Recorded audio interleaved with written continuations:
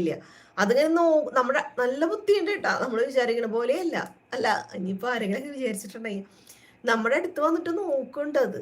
അത് നോക്കിയിട്ട് അതാകുമ്പോ ഈ കുബൂസ് എന്ന് കാണുമ്പോ അത് കഴിക്കണേ ഇല്ല. അപ്പൊ വേറെ ഞങ്ങൾ നിൽക്കണതിന്റെ തൊട്ട് നീങ്ങിയിട്ട് ഒരു സ്ഥലം ഭയങ്കര തിരക്ക് ഈ ബേർഡ്സിന്റെ. അപ്പൊ ഇത് എന്താ സംഭവം എന്ന് വെച്ച് പോയി നോക്കിയപ്പോഴും മനസ്സിലായി അവര് കൊടുക്കുന്നത് ഫ്രഞ്ച് ഫ്രൈസ് ആണ്.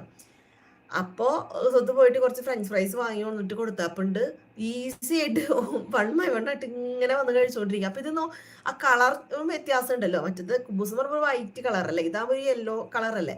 അപ്പൊ ഈ പോപ്കോണും പറ്റുന്ന മാൾട്ടി പറയണം ഇവിടെ നിന്നിട്ട്. പോപ്കോൺ പിന്നെ ഞങ്ങളിവിടെ രഞ്ജിതായിട്ടുണ്ടായിരുന്നു ഞങ്ങളുടെ ഫ്രണ്ട്. അപ്പൊ പോപ്കോണും കൊടുത്ത അപ്പൊ അതും കഴിക്കണ്ടായിരുന്നു. പക്ഷെ ഫ്രഞ്ച് ഫ്രൈസ് അമേസിങ് എക്സ്പീരിയൻസ് ആയിരുന്നു. അത് കൊടുത്ത എന്തൊരു സ്പീഡിലാണ് വന്ന് കഴിക്കുന്നുണ്ടായിരുന്നെന്ന് അറിയും.